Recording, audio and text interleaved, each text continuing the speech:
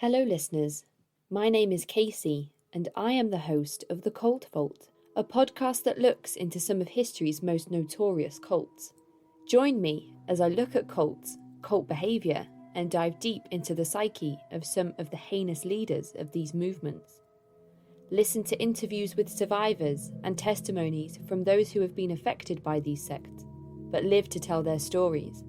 If you enjoy well-researched, no-nonsense accounts, you will enjoy this podcast. Join me on all major streaming platforms at The Cult Vault. I hope to hear from you soon.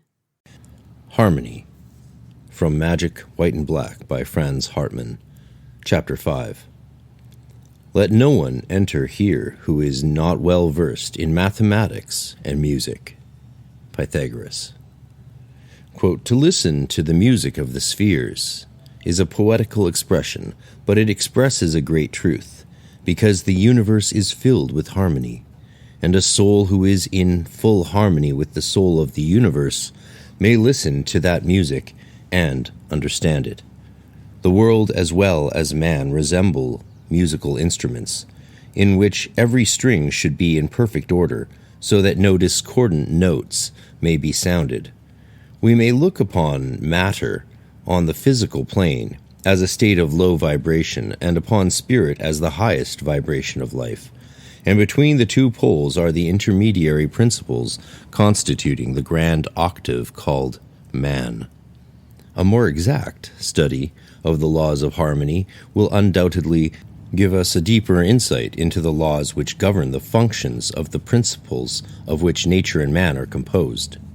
Woman is the image of man, representing humanity's beauty and will, while the male part of humanity is to represent reason and strength, but neither can continue to exist without the other, and neither a male nor a female being is perfect. Only that being is perfect in which the male and female elements are united. That which saves the male portions of mankind from becoming brutes is the remnants of the female principle still left in Adam when Eve was created out of one of his ribs. That which constitutes the true woman is the eternal divine female principle, the eternal virgin in her, that which brings woman near to the semi-animal male and which makes her discernible to him is the male elements contained in her human organization. A man without any female elements in him would be a devil. A woman without any male elements would be an angel, but could not live upon a gross material planet such as Earth.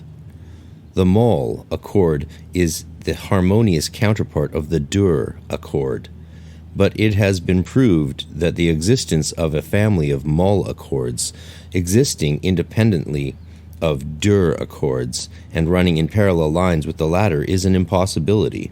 The most beautiful sound is not a single sound, but an accord of three. Such an accord is like a mental conception, which, for the purpose of realizing its existence as a unity, has to pass through these three phases of consciousness, viz. 1. That of being one with itself. 2. That of being different from itself. And 3. That of conceiving that these two states are only one. Nature is the product of a cause, and everything in nature is ruled by the law of cause and effect. There can be no arbitrary ruler in the universe, and even if there were such a ruler, his decisions would be the effects of the action of his mind, and the actions of his mind would be determined by pre-existing causes, and he would therefore be subject to law. A being that is not subject to law is an unimaginable monster that cannot exist, because all beings come into existence through the law of cause and effect, and nothing can be without having come into existence. Only the eternal law itself, which is no thing, self-existent and absolute. Here it might be objected that the law could not exist if there was not a cause of the law, in other words, a lawgiver. And such would be the case if we had to deal with arbitrary laws. But the eternal law of cause and effect requires no lawgiver, because it is eternal and therefore self-existent. Each being is subject to that law because each is a product of it. The law of cause and effect calls all beings into existence, but the law itself is not a being, and if man enters the state of nirvana, he ceases to be subject to the law, because he is then one with the law.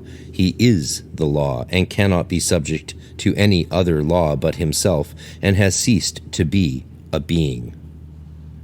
Man is a being and exists in the world, having come into existence according to the law of cause and effect. The form and quality of his being depend on the physical conditions under which he was born. The state of his soul depends on the astral influences that concentrated their power upon him in consequence of his affinity. His character depends on the causes created during his previous existence, and these causes constitute his karma, of which he himself is the creator. Man is himself a product of the law of cause and effect, and in all departments of nature the effects produced are always in exact proportion to the causes that produced them. If we knew the causes well, we could easily calculate their effects. Each thought, each word, each act creates a cause, which acts directly on the plane to which it belongs, creating their new causes, which react again upon the other planes. Note Paracelsus explains how the morbid imagination of man may create states in the mental atmosphere which poison the imagination of nature, and how, by a reaction of the universal soul upon the soul of man, epidemic diseases come into existence. A thought is a mental state that may be expressed in a word, and the word may be made effective by an act. An act is the expression of the word of a thought. Every form in nature has a threefold constitution, every symbol a threefold meaning, every perfect act is a trinity. To perform an action, three factors are necessary: the actor, the act, and the object acted on. To constitute a complete act, three factors again are required: the motive, the will, and the performance. A motive or thought which finds no expression in an act will have no direct result on the physical plane, but it may cause great emotion in the sphere of mind, and these may again react on the physical plane. The best intention will produce no visible effect unless it is put into execution. But intentions produce certain mental states that may be productive of actions at some time in the future. The performance of an act will have an effect, no matter whether it was premeditated or not, but an act without a motive will not directly affect the planes of thought. Such an act is the result of insanity, and imposes no moral responsibility upon the performer, but it will, nevertheless, have its effects on the physical plane that may react upon the mind. From the causes created on the physical, astral, and spiritual planes, innumerable combinations of effects come into existence, creating new causes that are again followed by effects, and every force that is put into action on either plane continues to act until it is exhausted by transformations into other modes of action, when its vibrations will be changed to others, and the previous effects will cease to exist. It is highly interesting to study the actions of the law of cause and effect on the various planes of existence. By the threefold action of that law as thought, will, and performance on the physical, emotional, intellectual, and spiritual planes, a great many varieties ensue which give rise to endless modifications and varieties, and again produce innumerable secondary causes, which again produce effects. For instance, a good act performed on the physical plane with an evil thought, or an evil act performed with a good motive, or a good act with a good motive, or an evil act with an evil thought, produces certain effects upon one plane, while the motive affects another plane, and they both react upon higher planes, and their results are produced, which react again upon the lower planes, and at last the actions of the law of karma will become so complicated that it is impossible to follow it into its details. Nor is it necessary that we should do so, for we should not do good as a matter of speculation and for the purpose of acquiring good karma. but we should do good because we love good on account of its goodness. Man is not a being whose existence is separated from nature, but an integral part thereof. Heat and cold, sunshine and storms on the physical plane affect his body. The elemental forces of nature act upon his soul, and the influence of the universal spirit radiates to his center. Likewise, man reacts upon the whole. By his physical labor he changes the face of the earth, acting sometimes as a creator and at other times as a destroyer of forms. His emotions produce currents in the soul of the world that give rise to new causes in the invisible realm, which again react upon the physical plane. His imagination may create thought germs that may, in the course of time, find expression in physical forms. His passions may give rise to epidemic diseases. His collective and accumulative energies lead to convulsions in nature. And if harmony is restored in the universal man, nature will be restored to harmony. The discords in nature are produced by imperfect man. Having tasted of the tree of knowledge, he has learned to oppose his individual will to the order existing in nature, and he will continue to suffer the consequences of his sins until he recognizes the superiority of the all to that of the individual, and uniting his will with that of the whole ends the conflict of separate interests, and thereby restores the unity and harmony of the whole. Originally, eternal nature was a harmonious whole, in which discords were created by a separation of interests among its constituents and an opposition of their individual wills to the will of the whole.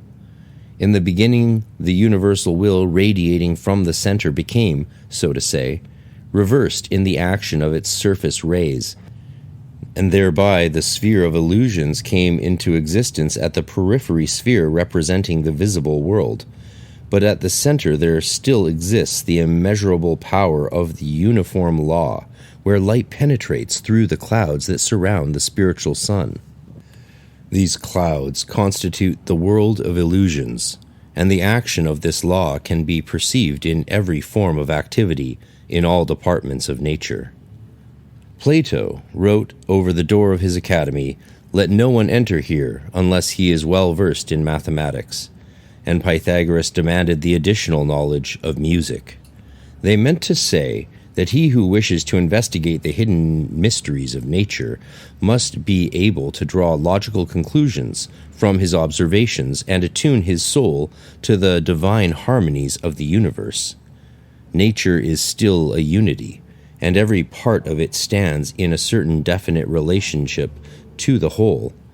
Nothing is left to chance. Everything has its number, measure, and weight, and there is nothing in nature which is not ruled by mathematical laws. Suns and stars have their periodical revolutions. The molecules of bodies combine in certain proportions known to chemistry, and in all events on the physical plane as well as in the realm of the emotions, a certain regularity and periodicity has been observed. There are regular hours for the appearance of day and night, fixed intervals for spring and summer, autumn and winter, for ebbs and tides in the ocean and in the waters constituting the soul. The physiological and anatomical changes in animal forms occur at fixed periods, and even the events of life take place according to certain occult laws. Because although man's actions seem to be free, yet his actions are caused by his will, and his will is influenced by his mental states, which are again the effects of still deeper causes that find their origin in the supreme law. The followers of Pythagoras knew every process in nature to be regulated by certain numbers, which are as follows: 3, 9, 15, 45, 4, 16, 34, 136, 5, 25, 65, 325, 6, 36, 111, 666, 7, 49, 175, 1225, 8, 64, 260, 2080, 9, 81, 369, 3321, This table represents a succession of numbers which are obtained by the construction of tetragrams, or magic squares, and it was believed that by the use of these numbers every effect could be calculated if the original number referring to the cause were known. If everything has a certain number of vibrations, and if these vibrations increase or diminish at a certain ratio and in regular periods, a knowledge of these numbers will enable us to predict a future event. Every person has a certain number that expresses his character, and if we know that number, we may, by the use of the magic squares, calculate certain periodical changes in his mental and emotional states, which may induce him to make certain changes in his outward conditions, and in this way we may, perhaps, calculate approximately the time when some important changes may take place in his career. But as the numbers of men are known only to the enlightened, who do not require such calculations, these magic squares are at present of little practical value, and of none whatever for the purpose of fortune-telling, or to satisfy idle curiosity in regard to future events. This law of periodicity is, however, a universal law, and an attention to it may lead to some important discoveries. Its actions have long been known to exist in the vibrations producing light and sound, and it has recently been recognized in chemistry by experiments tending to prove that all so-called simple elements are only various states of vibrations of one primordial element, manifesting itself in 7 principal modes of action, each of which may be subdivided into 7 again. The difference which exists between so-called single substances appears, therefore, to be no difference of substance or matter, but only a difference of the function of matter or in the ratio of its atomic vibration. The occultists of all ages have looked upon the 7 as being a sacred number. The religious books of the East speak of 7 emanations of Parabrahm, and there is a sufficient number of passages in the Apocalypse and in other parts of the Bible to make it appear that the relation which this mysterious number bears to the construction of the universe has not escaped the attention of the Christian fathers. The ancient philosophers believed that there were 7 planets in our solar system, and modern scientists base their claims of their superiority over the ancient astronomers upon the fact that they have discovered more planets and asteroids than were known in ancient times.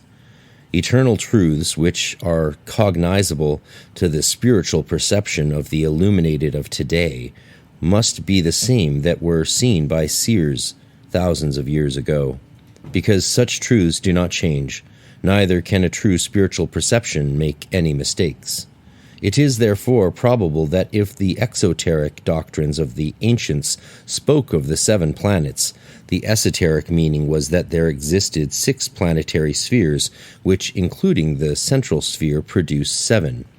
According to the prevailing opinion in regard to the nebular theory, our planetary system has been evolved from the original substance, fire mist, that constituted the body of the sun, forming an immense sphere extending beyond the orbit of Neptune.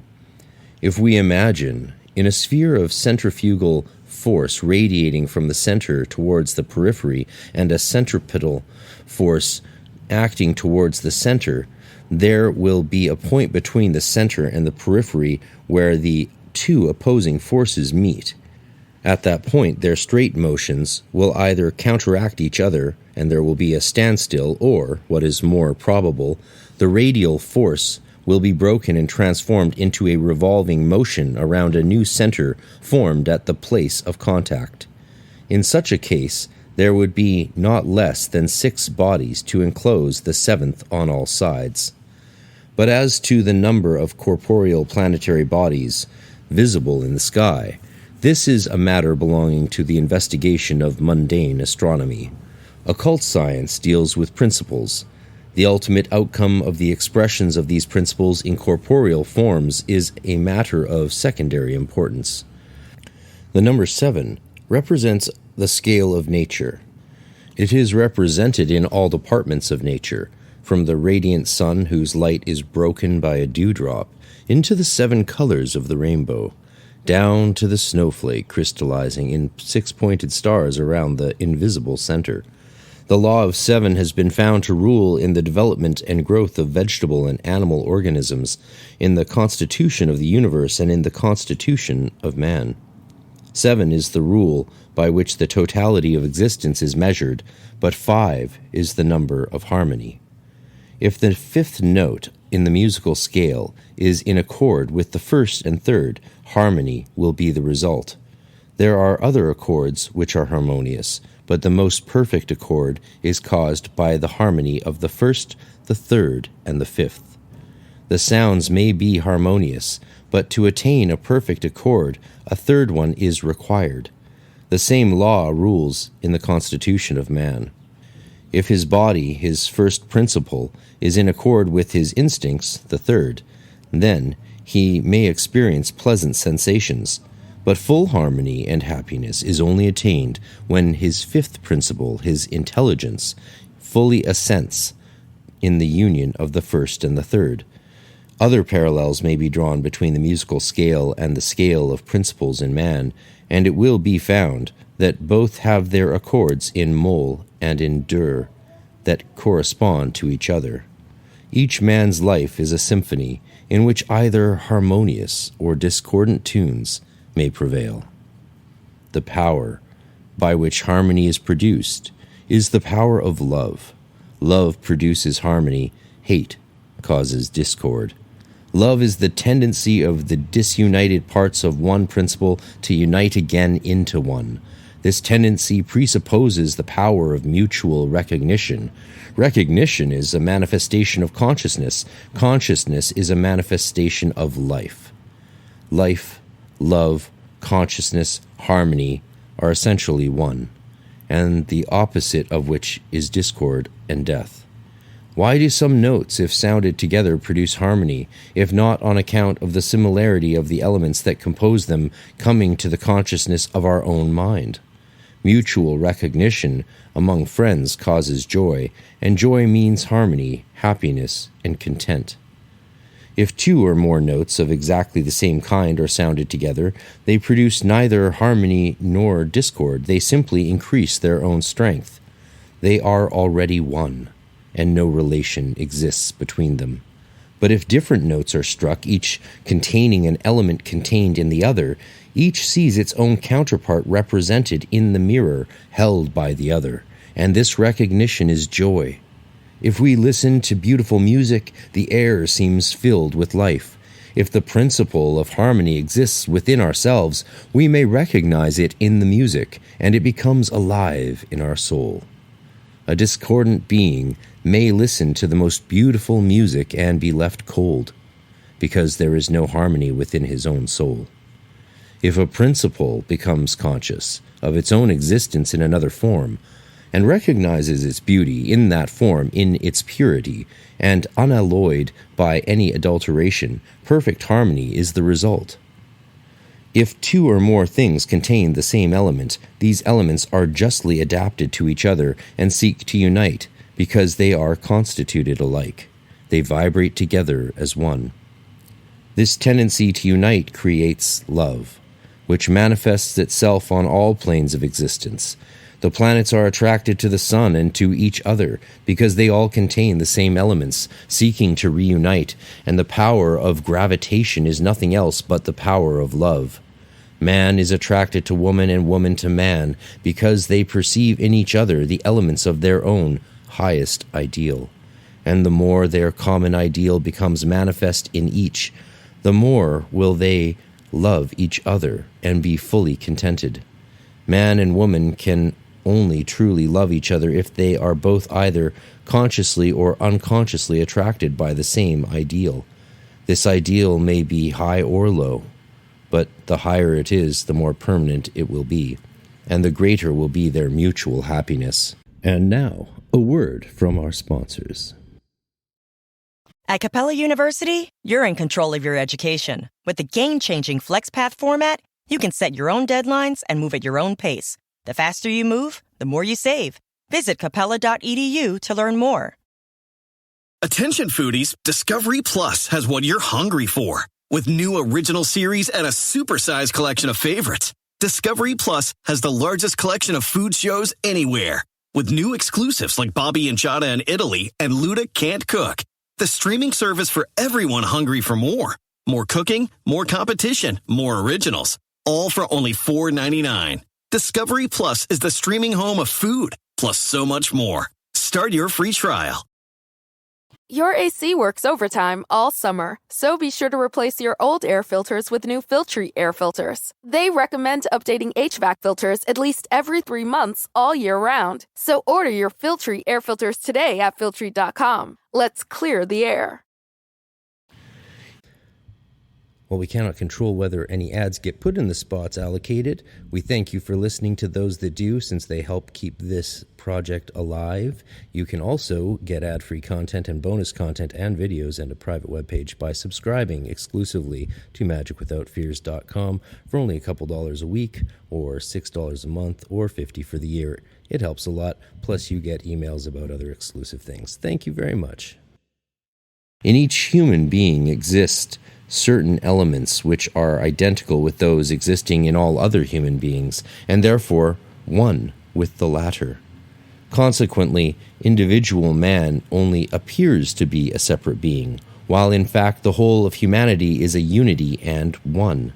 It is merely the outward expression of the universal man, which is manifest in many separate human forms.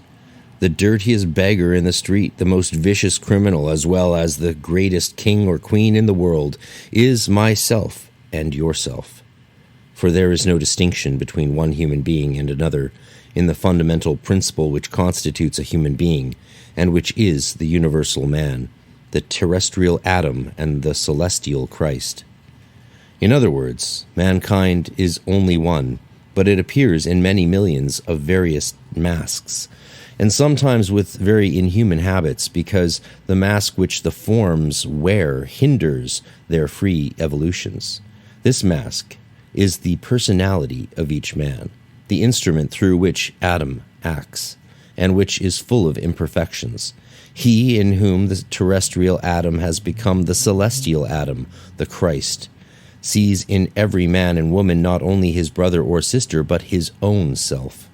A person who injures another injures himself, for each man constitutes a power which acts upon humanity, and the good or evil he does will return to himself. A man who attempts to fall in love with himself, or, with other words, to find in his person his own highest ideal, will never succeed in being contented and harmonious. A man who seeks to recognize himself as his own highest ideal becomes self-centered and vain. His love, instead of expanding to the periphery of his sphere, will act from its periphery to the center, and he will become spiritually smaller every day. But the man or the woman who seeks the realization of their own ideal in the object of their love will, if they find it, recognize it as their own self, which they always possessed, although they were not aware of its possession until they found it in another form. He who possesses the truth recognizes it wherever he finds it in others, but he who does not possess it cannot recognize it. Our modern age often rejects the highest truths unless they bear the stamp of man-created authority, but the wise recognize the truth by its own light. Light is darkness unless it is reflected by matter. Light cannot illuminate itself, but it illuminates the darkness, and consequently the existence of light depends on the existence of matter. Love without an object cannot exist relatively. A person in love with himself loves nothing. Love attached to nothing exists in the absolute. A love being attached to a high object is high, and if it is attached to a low object, it is low. As life in a low form is low, and in a high form is high. Because love and life and harmony are the functions and attributes of one and the same principle in nature, they are only different aspects of one universal power. Where love exists, there is life, and no life can endure without love. And the more the love expands over all, the more will the living spiritual power of man extend. The more love is concentrated upon a single object, the stronger will it be in that direction and infuse love and life in that object, and the more it is divided among different objects, the more will its power be dispersed. Love, to be strong, must be pure and unalloyed with selfish considerations. If we love a thing on account of the use we can make of it, we do not in reality love that thing, but ourselves. Pure love has only the well-being of its object in view. It does not calculate profits. It is not afraid of disadvantages that may grow out of its love. The intellect calculates, but love follows the law of attraction. Impure love is no love at all. It is merely attraction. It is weak, and it does not enter into its object. It may cause a ruffle on the soul of another, but does not penetrate to the center. Pure love penetrates and cannot be resisted unless it is opposed by another love of equal strength, but streaming in another direction. The most potent love potion a person can give to another is to love that person without any selfish object in view. Such pure love will infuse itself into the soul of the beloved and call forth corresponding vibrations of love, because one mode of activity gives rise to similar modes according to the universal law of induction. This is undoubtedly true, provided that the love germs in the soul of the beloved correspond in quality to those of the lover and are reached by the latter. The strongest sunshine cannot cause any plants to grow in a soil in which the seeds of the latter are too deeply embedded to be breached by the heat of the sun, or too much obstructed by weeds to grow. Likewise, the heart is the soil where psychic germs of all kinds are embedded, ready to unfold, if accessible, to the magic power of love. If you wish to progress on the road to perfection, take lessons in love. Learn to love the highest, and you will be attracted by it. Seek in every man those qualities which appear to be high, and cover his mistakes by charity and love. If you speak ill of another, you speak ill of yourself, because he who prominently notices the faults of another must have the elements of those faults in himself. A vain person is repulsed by the vanity of another. A liar expects from others the truth. A thief does not wish to have his own property taken away. Virtues attract each other, producing harmony, but vices repulse each other, and discord is the result. Each man is a mirror, in which every other man may see his own image reflected, either as he is or as he may become in the future.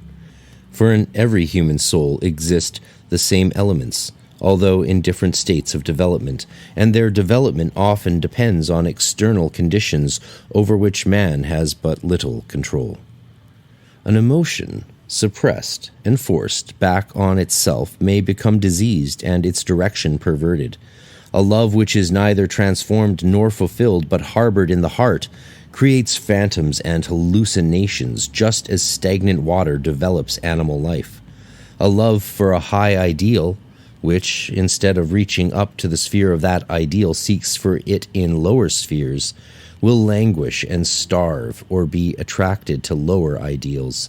But if love meets its corresponding love, harmony will be the result. Love is the most necessary element for the continuance of life. There is no life without love, and if man were to cease to love life, he would cease to live. A love for a higher life will lead men to a higher condition. A love for a lower state will drag them down to a low.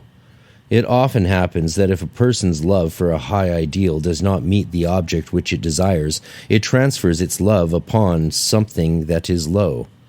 Old females without any offspring often transfer their parental affection upon some favorite cat or dog, and there are men who buy the semblance of love when no genuine love can be had. Whenever a lower vibration is not entirely out of harmony with a higher one, the higher vibration may accelerate the action of the lower one and bring it up to its own level, in the same manner as a bar of iron surrounded by an insulated electric wire may have electricity induced in it, and through a long continued and powerful action of the higher vibrations upon the lower ones, even the involuntary actions of the body, such as the movements of the heart, may become subject to individual will. Two strings of a musical instrument which sound not entirely out of harmony may, by being sounded together for a certain length of time, at last become harmonious.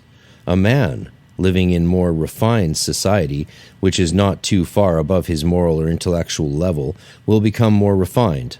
Servants will ape their masters, and animals take some of the lower characteristics of those that attend to them, and friends or married couples, being continually in each other's company, may finally resemble each other to a certain extent. If the respective rates of the vibrations of two substances are entirely out of harmony, they may repel each other, and abnormal activity or excitement follows. The animal body, for instance, can be exposed without danger to a comparatively high degree of heat if the temperature is gradually raised, while an even lower degree of heat may be very injurious if applied suddenly. It is not for fancied reasons that the occultist abstains from alcohol and animal food. The elements of such substances are in a high state of activity, and by coming into contact with the elements of the blood, they stimulate them and throw them into an abnormal state of vibration, giving rise to emotions on the astral plane, which may in their turn affect the higher principles in man in an undesirable manner. The same is the case with other substances, whose odic emanations are red, while those emitting blue auras are of a different character. But even the highest elements draw their nourishment directly from the lowest ones, and the old saying that a sound mind needs a sound body to develop in is not a mere fiction. Because although a sound brain, the instrument of the mind, may exist in an invalid body, still robust health is nevertheless useful and desirable, and it is important for the development of occult powers to select proper food and follow such laws of hygiene as the individual may require. Quote, "What may be one man's food will be another man's poison. In the sphere of matter as well as in the sphere of emotions, strong constitutions can bear strong food. Weak minds will get frightened at unwelcome truths. Intemperance in food and drink is as bad as intemperance in emotion, and self-restraint is equally necessary on both planes. No man has ever become an adept merely because he lived on vegetables. A vegetable diet is, however, much preferable to meat eating for various reasons. Apart from the self-evident fact that it is entirely untheosophical and opposed to the divine law of justice that he who strives after the attainment of a higher state of existence should destroy animal life, or cause others to destroy it for the purpose of gratifying his animal appetite, it will be plain to every one who investigates the laws of the higher life that the loading of the human organism with animal substances will not facilitate its penetration by the light of the divine spirit. Those who desire to become more spiritual and refined should avoid supplying their bodies with that which is gross. Those who desire to master their passions should not feed themselves with substances in which the elements of such passions reside. Those who wish to come into possession of more ethereal forms act unwisely if they supply the latter with substances which must necessarily render them more gross and material and dense, and thus hinder the free movement of the spirit within. Instances may be known where a person has attained a considerable degree of spiritual development in spite of living on the corpses of animals, but such instances are very rare, and it may be said without hesitation that one of the first steps to the acquisition of spiritual refinement is the abandonment of animal food. A great variety of different kinds of food produce disorders of the digestive organs and the impurities of the blood. A struggle for life ensues between the different auras, and excitement, fever, and disease is the result. The same law explains the origin of venereal and cutaneous diseases, and in the astral plane, a great variety of emotions called into existence within a short space of time may render a person insane. Numerous cases of severe chronic diseases are known to have been cured by fasting, either voluntary or enforced. Man actually needs but little food. Gluttony is a habit, not a necessity. Wherever two forces of an entirely opposite character meet, disharmony will be the result, and as everybody has his own peculiar emanations and auras and transmits them to others, so everyone receives the magnetic auras of others or of the locality by which he is surrounded, and these emanations may be either wholesome or pestiferous. Men and women may either cure or poison each other by them, and it may therefore be well to follow the advice which Gautama Buddha gave to his disciples, and eat and sleep alone. Many people are very careful to have their food well prepared so that no unhealthy food enters the body, while at the same time they are very careless as to what emotions enter their mind, because they fail to realize that purity of the emotions is as necessary as purity of the body. A strong force overcomes a weak force, and a stronger emotion may render a weaker one inactive. If the strong emotion is high, it elevates the lower. If the lower one is the strongest, degradation is the result. Cautiousness may keep combativeness in check or make man a coward. But without cautiousness, combativeness will fly off at a tangent, and rashness and disaster may be the result. The higher emotions evolute from the lower ones, and by the control of reason, vices grow into virtues. Intense love of self may expand into love of wife and friends, or widen still more into a love of country or a love of humanity. The more it expands, the more it becomes refined. Nothing in the universe can be annihilated. Only the form can be changed. An emotion cannot be killed, but it can be educated up to a higher level. Purely sexual instinct may be transformed into a pure love of an elevated character by associating with a person of the other sex, who is of a highly moral and intellectual nature. Brutal combativeness may be purified by leading it into an intellectual channel, where the pen will take the place of a cudgel. Acquisitiveness may be elevated into a craving for knowledge, and destructiveness into a desire for the destruction of error. It has been said that our vices are the ladder on which we may climb up to heaven, and this is undoubtedly true because the only effective virtue which man can possess is energy, and if we employ our energies for good instead of evil, we turn our vice into virtue. But he who possesses no energy is equally useless for good as he is for evil. There can be nothing absolutely wrong in employing the natural instincts and emotions in a natural and legitimate manner. The question is only whether such an employment will be useful for the purpose we have in view. If we have a sum of money at our disposal, we have a right to spend it for pleasure, or to buy something useful, or to throw it away.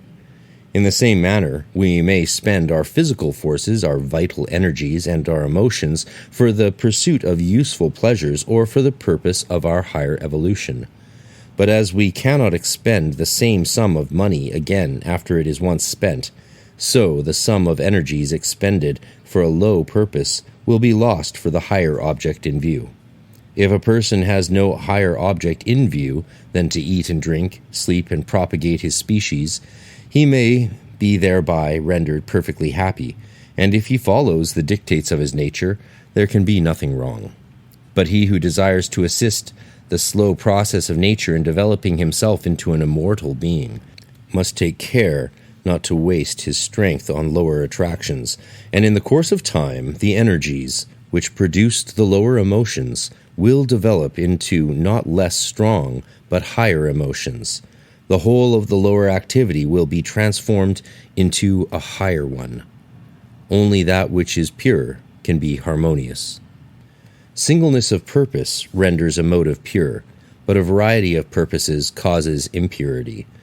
If a person devotes himself to a certain mode of life, because all his desires are directed towards that end, his motive will be pure, but if he has besides other objects in view, his motive will be impure and may defeat his aim. The word asceticism is continually misapplied. A man who lives in a convent or as an hermit in the wilderness is not an ascetic. if he has no desire for a life in the world. For it is no act of self-denial to avoid that which we do not want. Asceticism means discipline, and a person who is disgusted with the ways of the world undergoes a much more severe discipline if he remains in the world than if he runs away and goes where he may enjoy his peace. The real ascetic is therefore he who lives in the midst of the society whose manners displease him, and whose tastes are not his own, and who, in spite of all the temptations by which he may be surrounded, still maintains his integrity of character. Strength only grows by resistance, and our enemies are therefore our friends, if we know how to use them. A hermit living in the woods, where he has no one to contradict and resist him, can gain no strength. Such a life is only suitable for one who has already gained full strength, and who wants to enjoy that which he already possesses. Tranquility is only suitable for the adept. The neophyte must go through the ordeal of life. Metals are purified by fire, and the emotions by suffering. The lower desires must starve to nourish the higher. The animal passions must be crucified and die, but the angel of will removes the stone from the sepulchre and liberates the higher energies from the sphere of selfishness and darkness. And then the resurrected virtues will begin to live and become active in a new world of enduring light and harmony. To obtain a clear view of the process of purification of man, imagine yourself immersed in a mist of matter, surrounded by inimical influences from the emotions of the astral plane that gradually lead to your dissolution. Deep in yourself, in the cloudless center of your soul, and yet seemingly far above you, is your internal God, your ethereal prototype, your real self, the immortal Adonai, like a mirage, waiting to attract your more refined elements toward himself. The more you concentrate your thoughts and desires upon your lower self and cling to the sphere of desires, the more will the serene image grow dim and shadowy. But if your aspirations and thoughts, made effective by your will and your acts, rise above the sphere of self and cling to the pure ideal, then your higher energies will flow towards it, making it grow more and more distinct and substantial, until your innermost self and your consciousness is united with it, and free from all earthly attractions, looks down upon that which remains below, and beholds in it only the shadow of its own immortal reality. Desire results from attraction. Attraction results from the separation of two substances, analogous in their essences and properties. We cannot desire a thing of which we know nothing, and if we are attracted to a thing, there must necessarily be in us a portion of it desirous to reunite itself with the portion from which it is separated. A human being, possessed of a divine spark of the universal spirit, knows intuitively the source from which it came and with which it desires to become reunited, without needing any scientific demonstration to convince him intellectually of this truth. To recognize the purity of the divine spark within is true adoration. To attempt to realize it is true meditation. To exert the will to bring oneself in perfect harmony with it is aspiration or prayer. To express that prayer in acts is to make it effective. True prayer is always efficacious on the plane whereon it is made to act. Prayer on the physical plane consists in physical works. On the astral plane, it purifies the emotions through the action of the will. In the realm of the intellect, study is prayer and leads to knowledge. And the highest spiritual aspirations lift man out of the turmoil of matter and bring him nearer to his own God. There is not a single instance known in history in which true prayer has not been efficacious. If any man has not obtained that which he asked, it only proves that he did not know how to pray. True prayer means self-sacrifice, a giving up of the low upon the altar of the high. True prayer does not consist in words, but in actions, and the gods help him who helps himself. But he who expects that the gods should do for him that which he ought to accomplish himself, does not know how to pray and will be disappointed. Prayer means a rising up in your thoughts and aspirations to our highest ideal, but if we do not ourselves rise up to it, we do not pray. If we expect our highest ideal to come down to us, we expect an absurdity and impossibility. To attain the highest, the spirit should be the master, the passions the servants. A helpless cripple is the slave of his servant. A man who depends on ignorant servants to do work which he can do himself has, to a certain extent, to submit to their whims and imperfections, and if he changes his servants, that does not change his position. A person who has vulgar desires and tastes becomes the servant of these tastes. They dictate to him, and he has to exert himself to obtain the means to gratify their claims. But he who has no ignoble desires to serve is independent and free, and his own master. He has conquered matter. His strife with the astral elements ceases. For him, discord can then no longer exist, and his purified elements will find their responsive vibrations in the eternal life of the universal spirit of love. Diving deep into the practices and reality tunnels of the esoteric and the occult, check out Praxis Behind the Obscure podcast, where I interview practicing occultists, do book reviews, and much more. Check us out on YouTube, Red Circle, and many other podcast platforms.